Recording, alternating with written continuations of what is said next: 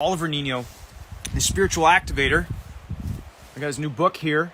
It's on my, what's this thing called? Kobo, an e-reader. I'm excited to chat with him about his book, about mastering energy, about blocks, about protecting your energy. And he says, attracting more joy, love, and purpose in your life by protecting, clearing, and unblocking your energy. So that's the title of his new book. And I'm excited to chat with him today. If you guys don't know, Oliver is actually married to Mandy Morris, who was on my podcast last year. Donnie Mac says, I look cold. It is a little chilly out here. It's windy. That's why I have my jacket on. Even though the sun is out, it's a beautiful day. It's really windy on the beach. So I have my jacket on today. But hello, everyone from Texas.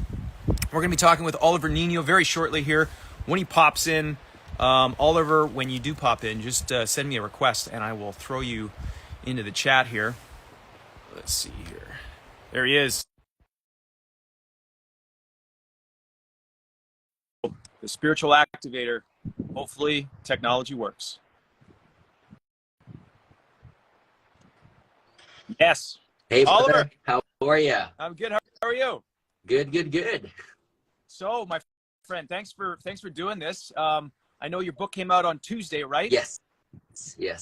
And how's it been going so far? Oh man, it's just been nonstop. I mean, before it's so funny. Before the book launch, I had like 4 or 5 events back to back. I actually just spoke at Gaia the weekend before, so it was just like 1, 2, 3, and it was. And tomorrow we have a baby shower with my wife Mandy. So it's just like nonstop. 24/7, you know? Yeah. Well, thanks for making the time to do this. Of course. I know you speak a lot and you go around the world, and we were trying to organize this earlier, and you're like, man, I'm going to Gaia. Like, I got this big talk. I was like, dude, that's awesome. Congratulations. So that was great. So did it go well? I mean, honestly, it's the first event that we've done outside of our own audience. So a lot of our events is just purely to our audience. And this was one that I couldn't turn down. I was like, Gaia, all right, sign me up. So it was really, really fun. It was such a special group. Awesome, Oliver. So I called this chat Mastering Your Energy. The title of your book, Spiritual Activator, 5 Steps to Clearing, Unblocking, and Protecting Your Energy to Attract More Love, Joy, and Purpose.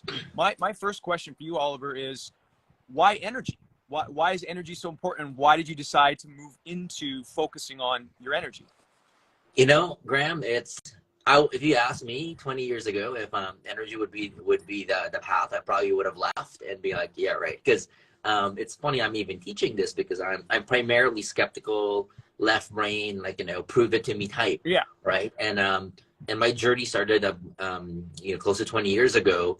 And back then, it's funny because right now, yes, I'm doing this. I'm certifying healers from all over the world. We have a lot of trainings, but back in the day, like, I didn't even know I was going to be a healer. I was knee deep into business. So I had, several successful internet marketing businesses, and I thought that was my path for life. Yeah. Right. Yeah. And I remember at the very beginning, when you're in your journey, there's always a dangling carrot at the beginning, right? So for me, the dangling carrot was abundance, because back then it wasn't consistent, right? It was like, and so I was like, okay, got to figure out, I got to crack this code. I got to figure out how to grow my business, how to make more money, how to be more abundant. And I tried everything under the sun, and everything that I tried was so slow. It's like watching paint dry. It was like you do so much and there's little return. And I remember, out of nowhere, one of my friends was like, you should, have you heard of energy healing? You should get one. And I'm like, and at that time, it wasn't popular. It wasn't mainstream. I didn't know what it was. Yeah. And she was explaining to me what the chakras were. I thought it was a chocolate. Right? I was like really oblivious. I was super oblivious, and I'm like, okay, whatever. But I was open-minded. So I got this healing from this a dear friend now from Australia. And the guy didn't speak a word. I was so skeptical the entire time. I was just so hungry. I was like, this was quiet the whole time? It was like I was just there, like sitting down, and this guy, like, like waving at crystals, making sounds, has music, and I'm like, this is BS, right? Because I was trying to be polite, but I'm like, there's just no way. And there are times where I'm like, oh, there you go. I can feel something. Because and then when I opened my eyes, it was a guy literally right in front of my face doing sounds like, oh, all right, never mind. That's false alarm, right? Long story short, after the healing, he was like, Oliver, you got abundance blocks, and it comes from your father's side, passed down, it's generational.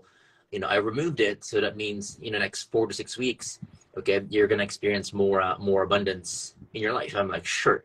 I'm like, wow, this guy. I was very like. By the way, all this stuff was mental talk because I was such a Yeah. people pleaser back then. I couldn't, I was just smiling and nodding. In my mind, I'm like, wow, I got a 2-for-1 special. Not only can this guy, clear my energy, he's also a fortune cookie, right? I tell him magic 8 ball, telling me my future. So I kind of like, I brushed it off Yeah. and didn't think of anything of it. And then 5 weeks later, this opportunity fell into my lap out of nowhere, and I made more in one day than I did an entire year. And that was when I was like, whatever this energy thing is, I want to Yeah. go to the deepest rabbit hole that it can and follow wherever it leads. Because if this is what energy can do, sign me up. So that was my introduction to energy. And full disclosure, 2 months later, I blew it all because my mind and my emotions, they weren't used to that level of abundance super quick. So I was like, called my mom, sisters, like, do you guys have any bills? What can I buy? And I found a way to really spend all of it. But it taught me a beautiful thing, is that you don't have to be on board mentally and emotionally to manifest life that you want. Case in point, look at a lot of people that win the lottery, right? Do you think they have the best mental and emotional, selves? No, they win. And, they did studies that 10 years later, they're in a worse financial place than they did before they won. But it got me thinking, wow, if energy can get me there, at least I'm there and I'm not in this place where I have no resources. So let me do something different. Let me use the energy to get me there. And while I'm getting there and while I'm there, let me work on my mind and my emotions and align them so I'm not sabotaging what I just created. So that became a little bit more of my formula for how I approach life. Is energy, fastest way to get there, mind and emotions. Let me work on it along the way because they're not a prerequisite at the beginning, but in the long run, it would be nice. They make and it sustainable. Exactly. These are more sustainable if you work on them and align all of them, all three. So Oliver, you weren't always into energy. You came into energy, but you also were raised religious, right? So you raised in a Catholic home. Is that correct? Oh, extremely, extremely. I mean, it was like, Catholic home, super strict upbringing.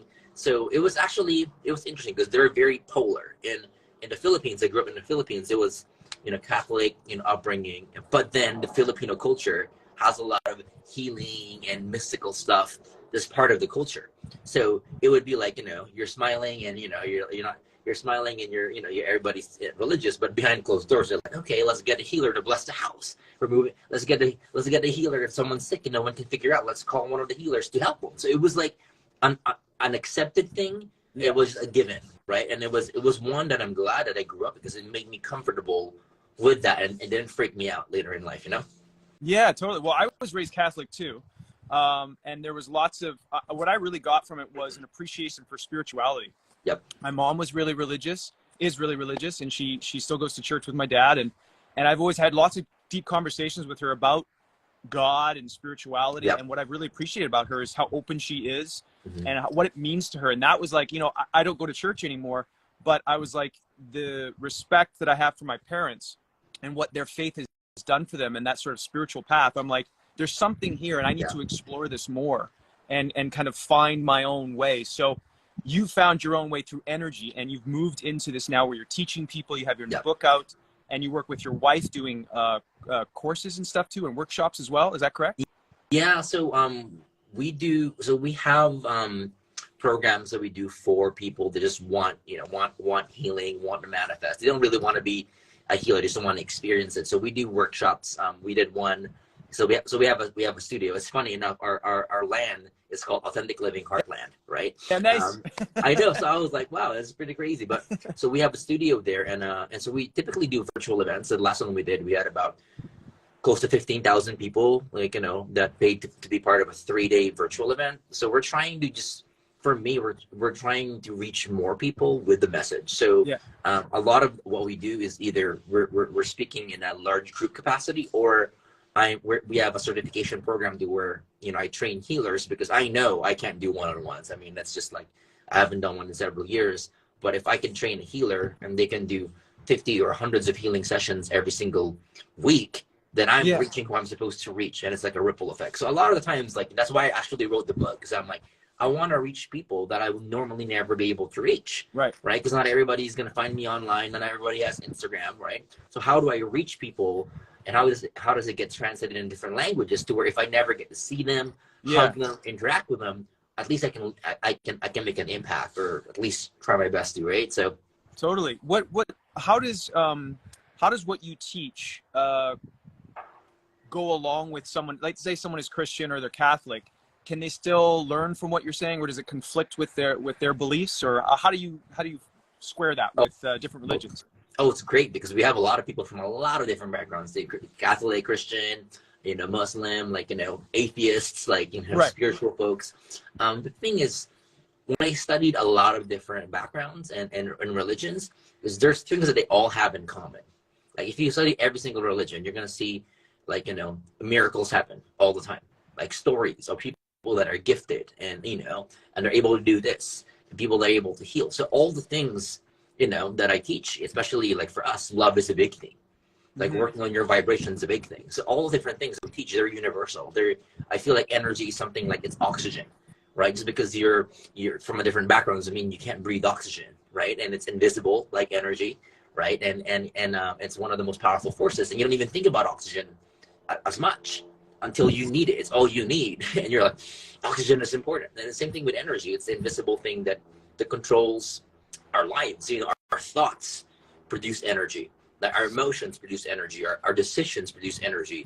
And the combination of all that controls, our vibration, which controls our reality. So for me, when I'm looking and when I'm helping people, I'm saying, I don't care if what your beliefs are. When I'm teaching you, if you're a Christian, then ask God, higher power, archangels to help you. If you're spiritual, then ask your guides.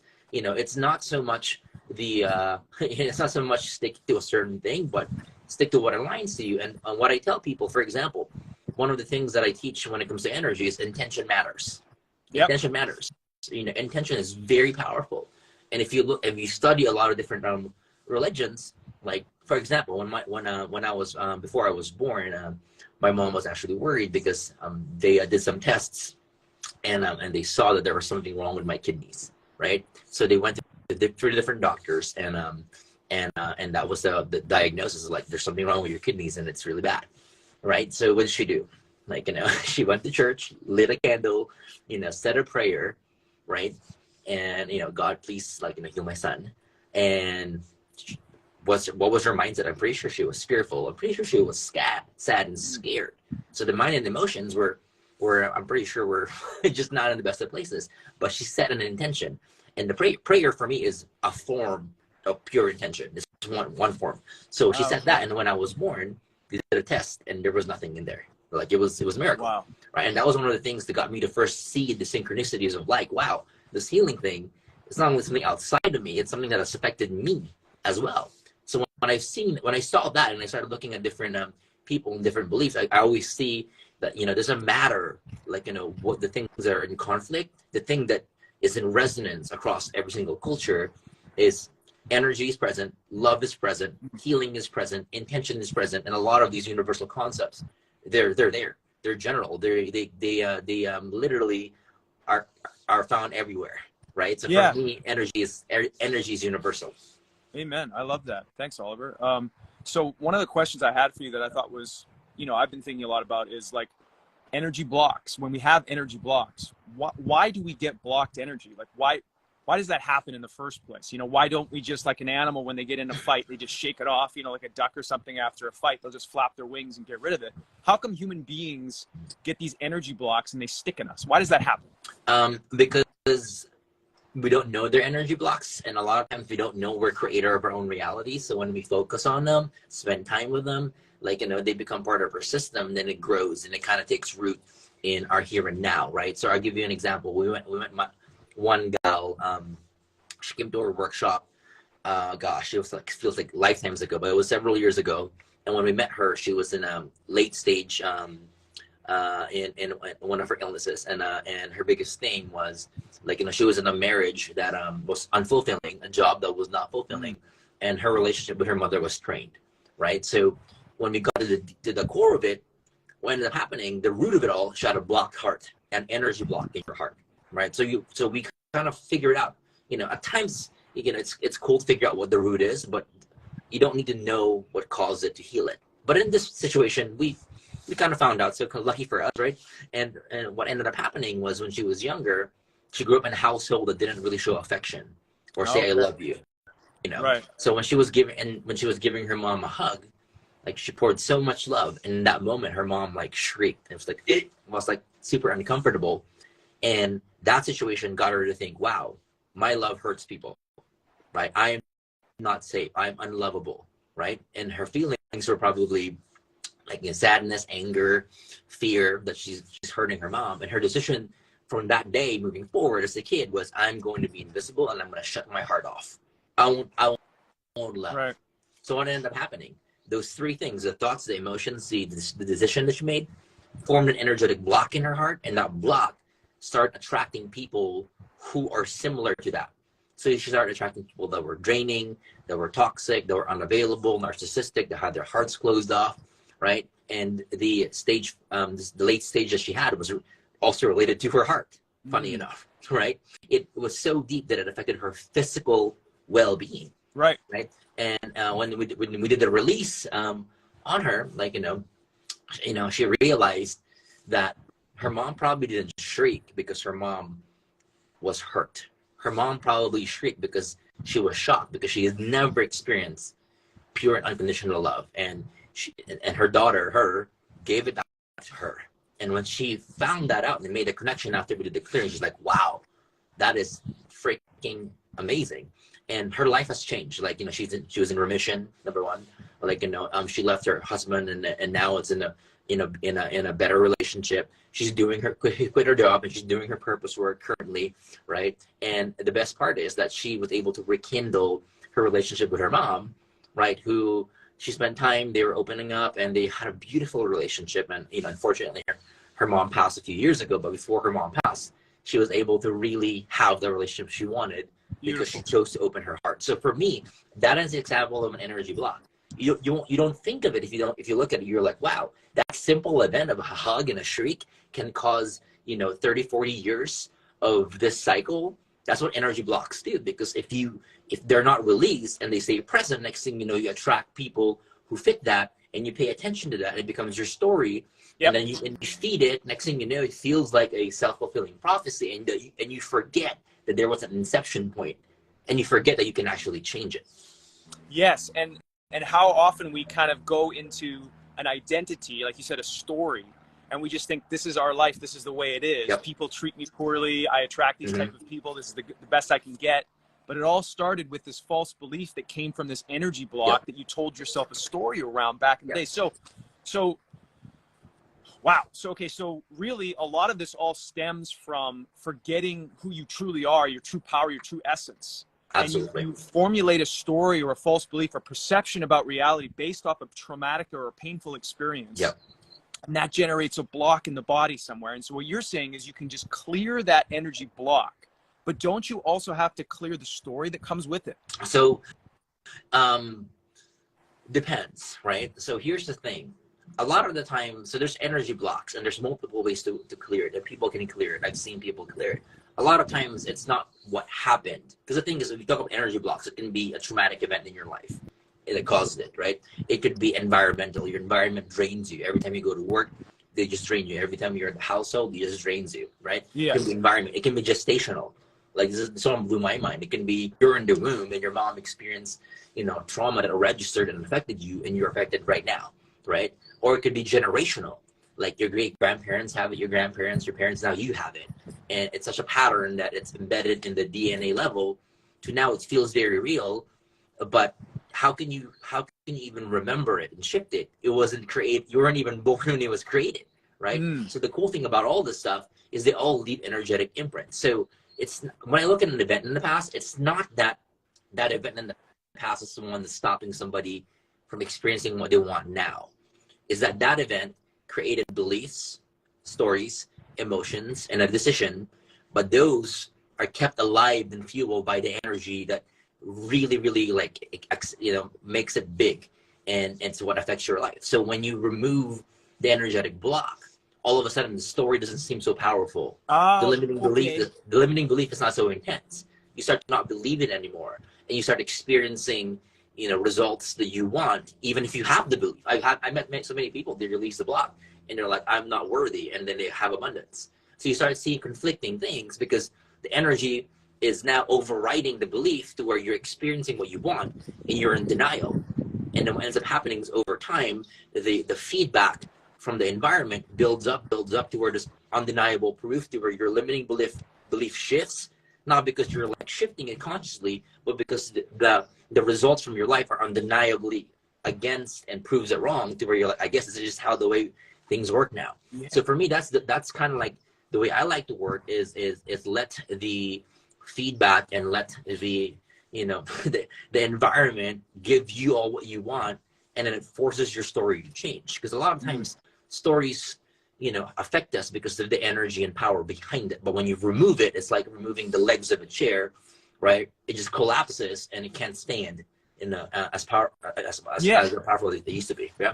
I like that. Thank you. And my metaphor, visual brain, was thinking of like unplugging like a light, or it's almost like unplugging it from the wall. Yeah. You're taking that energy away from that false belief story that's from your past or whatever.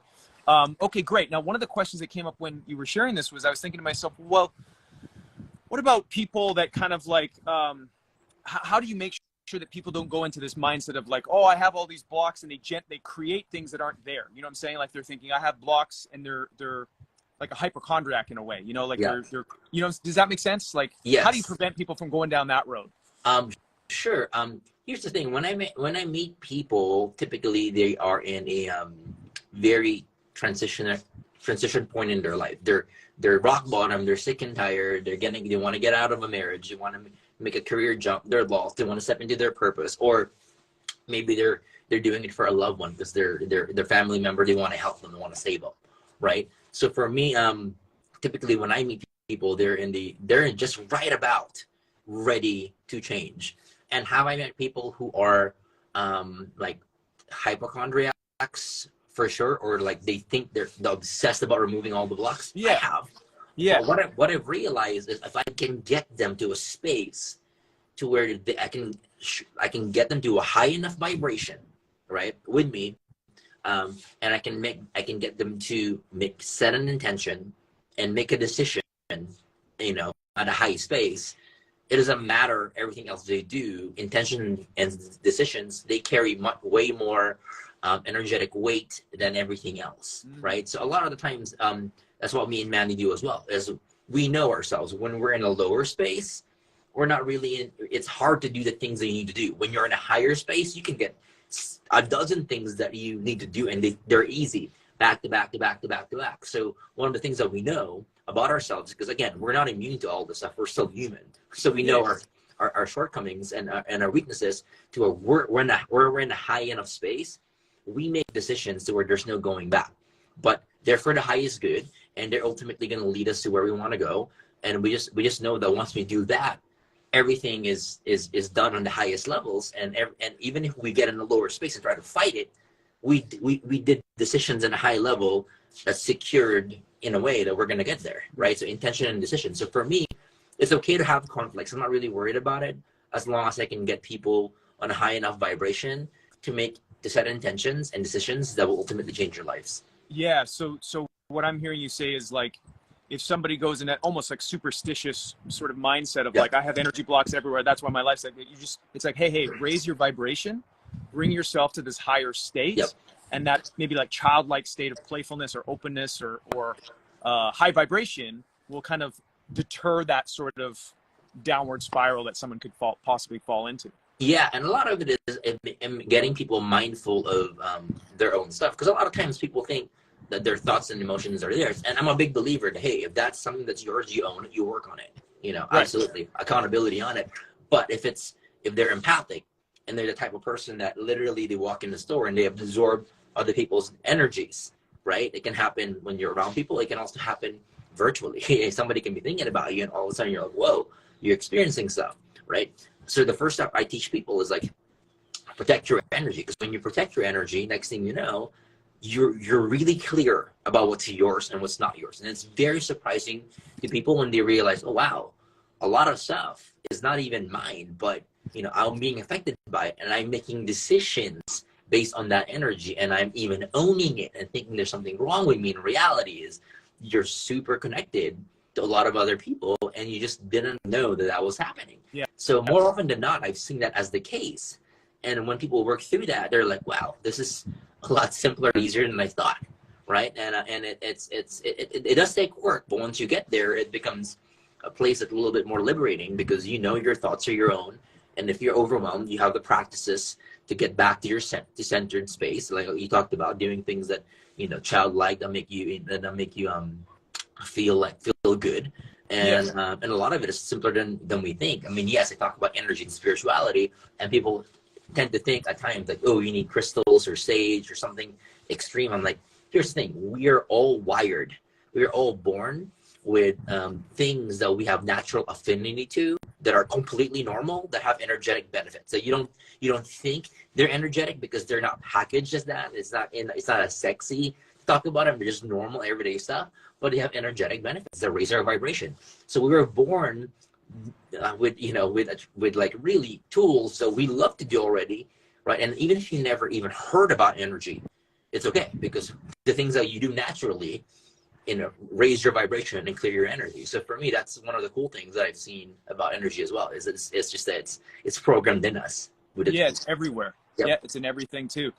So let's double back to protecting your energy. That was one of the big things that I've really enjoyed about your book, and some of the course that I did with you. It was like a 3-day energy course, and I loved it. And so you talk about protecting your energy. One of the things that I thought was really fascinating was you had this idea of, or this exercise of putting like a shape, or a geometric shape around you, and envisioning yourself with light. Can you explain this process, and what's the significance of the shapes? Got it. And I'll explain it, and I'll walk you through it, and your followers can follow it as well, so they can experience what it is. So my idea is, and this was actually really powerful. I shared this technique. There's this gal that went to our workshops several years ago, and the reason why she came to the workshops is because she was experiencing such debilitating social anxiety that she has not been able to go to the grocery store and do a grocery store run in 15 years. She's seen a lot of experts. Nobody could help her. She would literally walk into an aisle and not get halfway through, feel super overwhelmed, have to call her friends or family members to pick her up, and they would finish the grocery store for her. And when we saw her, like, you know, she was going to workshops, she had canes. She was walking with canes, right? So I taught her this, what I'm about to share with you guys. And she, you know, was in a few days, I taught her this, one of the techniques that she wanted to learn. And I heard back from her in about a month. And she's like, Oliver, I was able to go and do a grocery store run. I haven't done one in 15 years, and I felt absolutely nothing. Wow. Right? And the reality is, sometimes protecting your energy is all people need to do, because all of a sudden they can breathe, because they're not so overwhelmed with all the external stuff. So when it comes to protecting your energy, there's this technique I'm going to share with you guys. And what I like doing is a process called layering, meaning to say, yes, what I'm about to share with you might work standalone, but I like to stack them on top of each other so that it's like just way more powerful, right? So step number one is so if you, Graham, if you want to, you can close your eyes, you can follow with me, and everybody else is doing this, just follow along with me, and we'll practice, right? So you can actually feel it. So as you close your eyes, you set an intention, whether it's God, higher power, universe, whatever you believe in, like, you know, please help me find the color and the sacred geometry that will help protect me from negative energy, protect me from absorbing other people's negative energy. So I always start with intention. Well, what's this, when you said sacred geometry, for those who don't know what sacred geometry is, what does that I'm mean? going to walk you guys through it, but sacred geometry is like pyramids, spheres, right? Different shapes that are super powerful. And I'm going to walk you guys with different examples. Okay. Right? So step number one, set the intention. Super important, because a lot of times things are done just on the intention level. All right. So the next thing that I want you to try is light therapy, because it's so powerful. Light is a carrier of energy. Okay. It's very, very potent. So set an intention for you to experience, like, you know, the color that's going to protect you the most. Right. So at first we're going to visualize or set an intention for white light to come down from the sky, and it's going to come down really, really powerfully, you know, and it's going to come to interact with the top of your head and fill you up with this white light. can intend it. For some of you all, you'll visualize it. For some, you can even feel it. We have different modalities for processing it. So fill yourself up with this white light, okay, and kind of take notice of what you're experiencing, and fill yourself up from head to toe, like literally from head, all the way your entire body to toe, right? And just kind of notice what you feel with that, okay? And when you're done, let's try gold. Imagine gold coming down from the sky, filling the top of your head. Again, filling your entire body up with gold, and just kind of notice what gold feels like. How are you interacting with it? What are the feelings that comes up? What's different between gold and white? And last, you're done with that, try purple. Try purple. See what it does for you, right? And all we're doing is just noticing the subtleties, how it makes you feel, the difference, right? And if you want a little bonus exercise, whatever random color that shows up, don't judge it. First thing that comes in your mind, try it out. See how that feels. Okay. And when you're done, comment below. Let me know which one was the strongest ones for you as far as color is concerned. Where you felt like, wow, not really with this, but this was incredible. Graham, for you, I'm curious, which one was it? I feel like purple was. They all had different flavors, and I enjoyed them all. But I feel like purple was my favorite. Okay, purple. Yeah. Because purple is a color, funny enough, a lot of people associate purple with a color of divine love. Okay. And a lot of times, love is one of the highest vibrations to where it protects us, right? It protects us, right? So the next part of it, I'm going to bring it all together. Now that you have your favorite color, now we're going to find the sacred geometry that works for you. Because the thing with sacred geometry is it's so powerful. Like, you can see it everywhere. The pyramids out there, you see pyramids and you see spirals in nature, Fibonacci sequences. So sacred geometry is outside of us, but it's also inside of us. Like, you look at our cellular structure, our DNA, spirals, you look at our DNA as well as like octahedrons, two pyramids back to back. I mean, we have sacred geometry outside and within, and it's also been referred to as the language of God, or the language of creation, because it's just simply everywhere. Yeah. Right. So the cool thing about sacred geometry has a lot of uses. One of them is that it's able to house energy potently, and so you don't have to think about it. The structure itself can protect you for as long as it's needed, and do it in a powerful manner. So, Graham, let's try a few things. First, okay. Let's try a sphere. Imagine that you're inside a sphere. It's like a bubble, and the bubble can be as big as you want or small as you want. So you're cozy inside of it, right? Once you're there, imagine filling it up with purple that worked for you. Like, imagine purple coming down from the sky, filling the entire, sacred geometry up. Again, and you're inside of it, and just kind of notice how that feels, and if it's something that you resonate with or not, right? So try the sphere, and when you're done with that, let's shift over to a pyramid. Like, you're inside a pyramid, can be as big or as small and cozy as you want, and you're filling it up with just purple, divine, powerful light, and kind of see how you feel with that. See what's different between that and the sphere. And then when you're done, the last one is, let's try a spiral. Imagine you're inside a whirlwind. Okay. And this whirlwind's almost like a tornado, and it's like it's calm on the inside, and outside is just like you don't want to get anywhere near it, kind of thing. And you're inside of it. It can be as big or as tall as you want. And the same thing. Imagine purple, filling it up, and just interacting with it, and kind of just notice how you feel with that, and the difference between that and the other sacred geometries. Okay. And when you're done, I'm kind of curious, like, which one worked for you? So what I found interesting was the sphere, the bubble, felt very safe and felt very like calm. The pyramid felt very strong and grounded. And the torus, or the tornado kind of thing, felt very energetic, and like there was like, it was just powerful in that sense. So if I had to choose one, I'd probably go, well, today I feel like the torus. Before it was the pyramid, but today I feel like the whirlwind thing. Well, I like that. here's the cool thing is you can layer it too. Some people Okay. you can have like literally the pyramid and the sphere and that, and you can have all three. You know, especially when it's intense situations, you're about to go into like a party or a meeting, and there's some people there that can historically drag you down. Then you do all three, and it becomes bulletproof, right? So a lot of this you can layer it, and some people actually took the words out of my mouth. I was going to say it. It's like sometimes they have different purposes to it.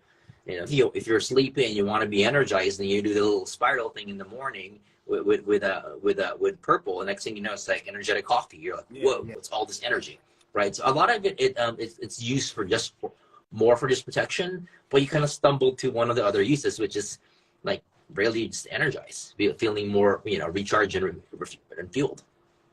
I love that. So protecting your energy, unblocking your energy to attract more love, joy, and purpose in your life. So my question is, with the protecting your energy, what about boundaries with people? I know you have a story, I think it's in your book, where you talk about boundaries with your father. You were having some things, you had to lay a boundary. Because you can clear blocks and stuff like this, but then there is an actual application of, if you are present to something going on in your life that's not healthy, you actually have to draw boundaries. So talk a bit about that. So boundaries, they're very, very powerful. And there's a lot of times, like, boundaries is a powerful lesson, one of my soul lessons, and one of the hardest ones to actually implement, because I grew up in a household to where you just don't talk back. You don't talk back, you honor your father and mother and all those different things. And you just, their opinions are always right, and you just don't argue. So for me, I had to get over that programming and belief that it was okay to speak my truth.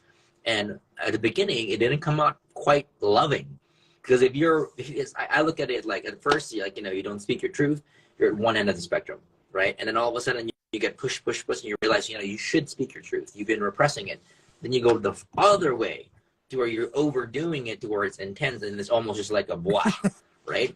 And that happens. And then you find a happy medium, you find a happy balance, and you're like, all right, it's great. And you're able to do it with love. So for me in the past, it was hard.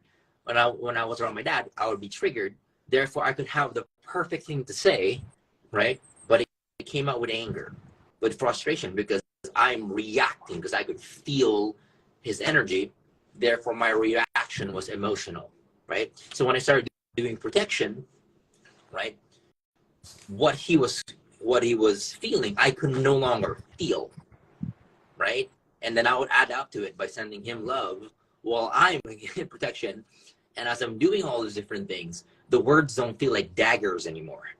They don't affect me. Therefore, I can be like, love you, right? And thank you for speaking your truth.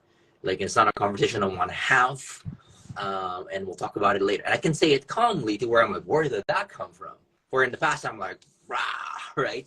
So the boundaries, I feel like the first step really is learning also, saying it is powerful.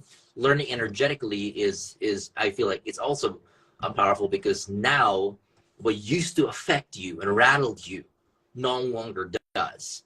And again, it's the energy that gets you to spiral, is the one that I keep an eye out, because it can get you to go from here to there. So when you remove the ability of people to be able to affect you, regardless of what they're saying, if it no longer has an energetic effect, then you're okay. And I've got people that read my book, and they've been messaging, in a little group that we have, because we have a book club online on Facebook for people that buy the book, and they're messaging me. They're like, you know what, I read the book, I did the protection thing, I forgot to remove the sacred geometry. I left it there all day, because you can remove it if you want to. So they left it all day, and they didn't think anything of it. And come dinner time, their husband was saying something that was like hurtful, and she was like, how come I'm not feeling anything bad? It's almost neutral. And they're like, oh shoot, I forgot to remove the protection. And they realized, and they posted it in the group, and they realized that they forgot about it. But think about it, how your life would be different if you just you weren't affected by people's outbursts and negativity. You can stand in there unaffected yourself, understand them, see what's going on, set loving boundaries if needed, but you're not rattled. It's just neutral to you. And that's what it can do. It minimizes the effect it has on your vibration. And once that happens, like, the whole world could literally be in chaos, and you're calm, collected, You can think straight. What you do makes a difference. Like, you're very in your higher self versus just reactionary. And you can still be compassionate. Oh, yes. You can still, yeah. So like, because I think like on the surface level, someone could hear that and say like, oh, so you're just checking out, you're just tuning out, you're numbing yourself to everything. It's like, no. This is not about numbing yourself, right? This is about protecting yourself while still being, like you said, loving, setting boundaries, and still being compassionate with people with what they're going through. But you also know how not to like take it on, right? It's not like you're now putting it on your shoulders and dragging it around with you all day. And that's the biggest thing is it's not that you're not present. You're extremely present. Yeah. But it's hard to be present when there's entanglement of their energy and yours. Because now you can't be fully you in the interaction. Now you have their energy and your energy and your the way you think, the way you feel, it's all clouded. So you're not even the real you. You might be the triggered you, the wounded you, a different version of you, a people pleaser you, a conflict avoidant you, but you're not you. So the idea behind this is how can you be you, in everything that you do, and how can be you, even if it's a tough situation, so where you can look at somebody and instead of being triggered and taking it personally, like, wow, you don't like me, you can say, okay, I understand. They got hurt, they got triggered. It's probably, I probably am a reflection or a mirror, and it's probably a wounded part of them, and I'll send them love. I understand it's probably hard. I'll love you for it. I'll still put boundaries, but where you're coming from is a very different place. It's not anymore they're attacking me. It's like, okay, I get it, and I'm here at this moment, and I can hold the space. I can do it lovingly. I don't have to be riled up, and I can speak my truth, and I can stand in my essence, and hopefully the light that I'm emanating is enough to pull them out of the darkness that they're in. But if not, I'll still hold space here and be present.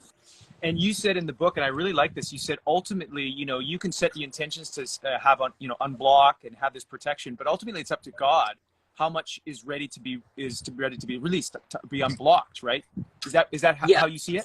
So as practicing, energy healing, for me, I understand, like, I'm just a vessel for a higher power. And when people do the healings, I recommend them do the same. You're a vessel, right? You do what you're led to do, what you're called to do.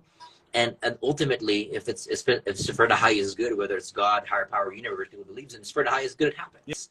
We just do our part in it, and we allow, the energy to flow through. And that's about it. That's the best that we can do. And this state of living in what I call divine synchronicity, which it's 20 years of living this way. There's never been a better way, to where it's just you're living almost in total faith and surrender, but not faith and surrender that you're losing control and you're waving the flag.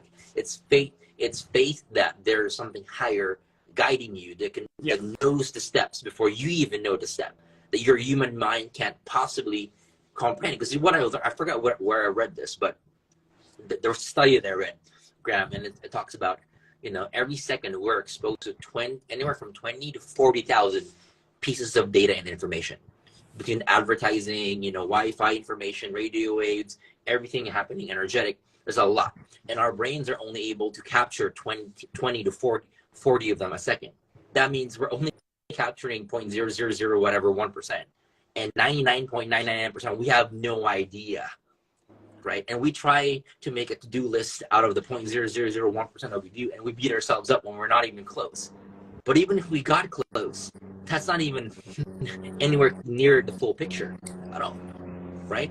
So once I realized, and that's just us, that's not even including the several billion people on the planet. That's just our life. So how do we, like, with our own minds, feel comfortable being in control of everything? Versus, like, for me, surrendering it to a higher power that knows past, present, and future, knows the entire picture of everything on earth. I'm just going to leave surrender, and I'm just going to follow the signs, because I've done that. And let me tell you, as a control freak, that was the hardest thing I've ever had to do. But I've never been let down.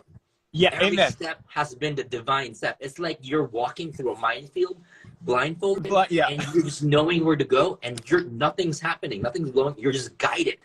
And that for me is how I live life. I call it divine synchronicity, and it's always been more beautiful, the next step, than I could ever even fathom. Right? Yeah. If you tried to control it all, you'd never get that same experience than if you just surrendered and allowed yourself to be guided. So this is great, because this is one of the last couple questions I wanted to ask you was, what is guidance to Oliver? What does that, how do you experience guidance in your life? What does that feel like? How do you know it's guidance and not your mind or not some programming? Right. What is that for, like, Oliver, for guidance? Got it. It's science. I look for science. It's different for people. I'm more of a sign-based person. So it has, for me, you can set intentions of how intense you want your science to be. I want my science to be extremely level 10, blaring at me. Because the thing is, if I'm off track, I want to know I'm off track. If I'm on track, I want to know I'm on track. So for me, it's science. So it could be, for some people, it can be like numbers, angel numbers, 11, 11, 2, 2, 2, 3, 3, 3, right? They see it all the time. They see it, and they look at the clock. For me, it's like if I'm needing to pay attention to something, someone texts me 1:11, great. I might have been floaty, but now I'm paying attention to that. Or maybe somebody messaging me, I didn't think anything of it, and it's like, oh wow, their voice memo is 2 minutes and 22 seconds, right? So for me, angel numbers are one way of doing it. And when you're seeing the science, it's either confirmation that your higher power is there. It's confirmation to either look at it, or it can be a pattern interrupt, right? For example, one can be ringing in the ears, right? Okay. People have it all the time, to where if something energetic's happening, I have ringing in the ears. If I have a thought at times and it's not a good thought, it rings to interrupt that thought. Or if someone's talking, all of a sudden my ears ring, it's probably could be, okay, listen to what they're about to say, because that could be the answer that you're looking for. So it can be that. Sometimes for people, it can be movies or songs. They're watching, how many of y'all like watch movies and songs, and all of a sudden, oh my gosh, they're talking about whatever I'm going through right now. Yeah. Okay. And so sometimes it can show up as movies and songs. Sometimes it's animals, right? It can show up as like synchronicities in animals. Sometimes it's people. Sometimes it's doors closing, on you, and you think, shoot. Right? But it's closing on you because it's preventing you from experiencing unnecessary pain. It's rerouting you somewhere else, right? So for me, it's all of the above, to where I know I'm on the right track when everything just starts flying open and I get synchronicities. And if I'm on the wrong track, I know there are times where I'm also a feeler. In the past, I'm like, okay, I'm gonna have to go to this meeting. I'm about to go, and I feel this thing in the pit of my stomach. It's like this, like huge, like, oof, what was that? Right? And I've learned to honor that. So instead of like saying like I gotta leave right now, I honor that feeling. So I was like, okay, I'm gonna stay a little bit, right? And then when that feeling's gone, I leave. Next thing you know, I drive down the street and there's an accident there that just happened. So what if that intuitive ping was protecting me from that? I would have never known, because it's like I didn't have context in my mind, but I followed it, and that could have been me, but it's not. So thank you, intuition. Thank you, science and feedback, for helping me. And those are the things to where that's why people sometimes say I just had a gut feeling. I just knew, right? It's they're connected to their intuition that's guiding them. So for me, that's how I live my life. Is I am very sign based. I look for the signs, and I let the signs guide me. And it's been amazing. So so tell me about the feeling when you see a sign. How do you know it's an actual sign that's guiding you versus, maybe you're. I know for myself, I've heard about the number thing, right? Like the numbers on the clock and stuff. I've heard this, and I was like, okay. And there's a difference when I'm looking for those numbers and I'm trying to, and then I'm like trying to almost create it, versus like being open to life. And there's a different feeling in my body when I get a sign or I'm feeling guided, versus when my mind is trying to project onto the world. You can't deny it. Yes. So you can't deny it. It's intense. Quick story. So one time we were living in Laguna Beach, me and Mandy, and one of the things that I've always wanted to do was I wanted to create a TV series on energy. So back in the day, there's this one person that we got introduced to, and she was very high up in had a lot of winning shows in TV series in Hollywood land. So I was like really, really obsessed with, I got to build a relationship with this person, right? So me and Mandy met this person, and she didn't have a good feeling about it, and I didn't too, but I was like, you know what? Maybe it's just the food.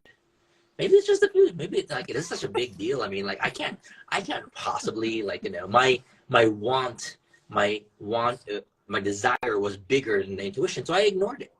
So I was like, all right, next day I'm going to go see her again. She was inviting me to her place in Malibu, and Manny was like, I'll pass. I'm like, okay, cool. I'll go. So I was driving to see this person, and I didn't know the address. I just thought it was Malibu. I was heading over there. And and I remember I was driving in this car. and I was in the freeway. And I remember I called this person. I was like, "Hey, where's your address?" And right before they could give me the address, like the call dropped, and I was like, "That's kind of odd." Like I've got full signals, and it just kind of like right before they were like, and it dropped. And I'm like, so I called Mandy, and I was telling her about the situation, and that should have been clue to me. Like, I could call Mandy, but I couldn't call this person. And I was telling Mandy, I was like, you know what? Weirdest thing. I was driving. They were about to give me the address, but the call dropped. And she was like, she was so patient. She's like, well, don't you think it's a sign? I'm like, no, I think it's just a cell tower. I was like, I didn't want to buy it as a sign. Like, why? Yeah. Right? And then I hung up on Mandy. And next thing you know, the car that I was driving, and I just got this. It's from the dealership. It just got worked on. I was driving 70 miles an hour, Graham, no kidding. It went from drive to neutral. And I'm like, oh my gosh, what's going on? And it's like, started like braking, and I thought I was going to get in an accident, but the car literally like shifted itself, and I tried to pull over, but funny enough, it fixed itself, so I'm back on, and I'm like, this is crazy. So I started thinking to myself, all right, now you got my attention. It's like, so God, I was like, okay. I was like, please make it abundantly clear. If I'm not supposed to see this person, as if it wasn't abundantly clear at that point, right? Please give me the biggest sign that I need right now. I promise I'll be open. And then as I said this big truck pulls over. And it's one of those cylinder shaped trucks. Yeah. And it pulled over, and in the back of it was a radioactive sign. Say, stay back, toxic. And I'm like, all right. Turned around. It was one of the saddest days of my life because I thought, good Lord, I just wanted it so bad. But a good thing I skipped that, because ultimately it wasn't a vibrational match. And a few months later, I met, one of my dear friends, Tim Kring, who created Heroes and Touch and Crossing Jordan. It was one of my idols, and we became really, really dear friends. And we've been, we've been working together, and it's been amazing. And I'm like, the grass is greener, but it doesn't seem that way when your doors get shut on you with what you think is needed. So that's an example of the sign where I actually was trying to ignore it. I was like, nope, I'm not listening to it. But I set an intention to where I want the signs to be loud. I want them to be really, really everywhere, to where it's undeniable. So for me, like, I can't ignore signs if I wanted to, because they just get more and more intense.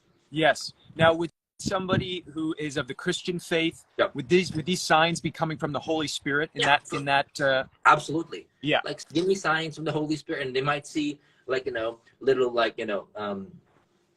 little messages, like you see little memes with prayers, or somebody. It comes. What I've seen is the signs match your belief system. And interesting. The signs match your belief system. Great. Because here's the thing: your higher power knows who you are. Right. If the higher power wants you to follow a sign, it's not going to give you the extra step of it, hoping that it's going to be okay with your belief system. It's going to give you one that's already aligned, so there's no friction. Right? So it's I love it. Extremely clear. Yep. Great. Okay. So the last question I have for you, Oliver, is I ask everybody when they're on my podcast, and I'm excited to have you on the podcast in the future. Yep. And we'll have more of this conversation. But I ask everybody this question, and I think it's a great one. I asked your wife this, and her answer blew me away. It's this magic painting question. And so, Oliver, if you had on your wall a magic painting, and anytime you looked at this painting, you could feel any type of feeling or be, filled with any type of energy that you want to be filled with, what would your painting look like, and what would the feeling or the energy in your body be? So I think the painting would be one that's like extremely bright white and gold, almost like it's blinding, right? Oh, wow. And what it would mean for me is it would be a reminder of who I am, where I came from, what I'm made of, what my strength is, like what is in my energetic body. Because a lot of times people forget who they are. They get so engulfed in the darkness of our human story that we forget that we have a soul story, that we're divine, right? And the thing is, everybody's got a human story, right? And when you're and everybody got stuff that they're ashamed of, failures, and past, all that stuff. But if you are staying in your human story, you're extremely limited. You're disempowered, you're limited, you think you're flawed.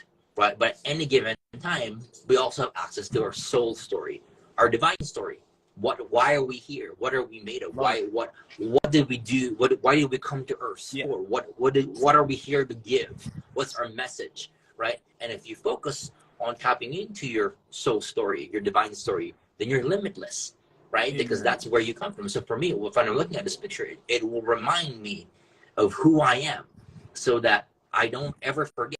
There's no doubt in my mind that I am light. Because a lot of times I'm gonna, and this is probably one of the most powerful things I realized, is people forget that they are light. And here's the key: the light within you is a solution to the darkness around you, right? If you think the world is dark, it's heavy, it's because you've forgotten that you're light. But what does light do? If it's a dark room, a small pinprick of light can illuminate it, and if it shines fully, there is no darkness. Yep. So once you discover that you're light and you embrace it and you shine your light, then it's the solution to everything dark around you, and you might be exactly what you're looking for. I love You know, so for me, that's what I would have on my wall. That's great. One more follow-up. We got 4 minutes left. I just want to say, if someone had never felt this feeling before, when, you know, this, what you're explaining with this painting of, you know, looking at it and remembering who your essence are as this light, what you came here to do, what does that feel like in your body? And how would you explain that to someone who hasn't felt that yet, who hasn't remembered what that feels like? It's extremely, it's everything and anything. It's very euphoric, very peaceful, very clear.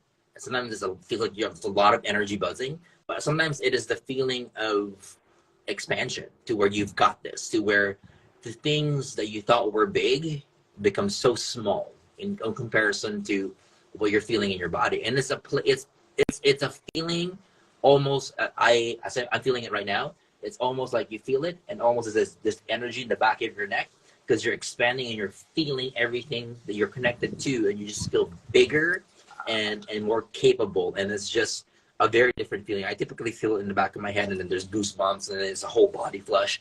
But people feel it differently, experience it differently, you know? Awesome, Oliver. Awesome. Thank you for sharing that. That's fantastic. I love asking people this question. Your wife had a great answer too, and I'm not surprised that you had a great answer as well. So the book is called Spiritual Activator by Oliver Nino. There it is right there. Yep. Where do people go to pick it up? To the website? Yes. So if they go to spiritualactivator.com, you know, spiritualactivator.com, I've got a lot of bonuses that I have. One of the bonuses that I'm actually giving away for people that buy is they get a free group energy clearing and healing from me when they buy this book. So it's at spiritualactivator.com, or if you guys check out, the link is in my bio. You can grab it. There's thousands of dollars worth of bonuses, whether it's meditations that I'm giving away, or PDFs and checklists, 21 ways to raise your vibration, like all those different practices that I want people to experience, you know, when they buy the book. It comes with a lot of free stuff. So spiritualactivator.com, and links also in my bio. So. Awesome, Oliver. Thank you so much, man. This has been great. I really appreciate it. Thanks for having me. I appreciate it. And then, brother, I'll see you soon. Okay, all the best.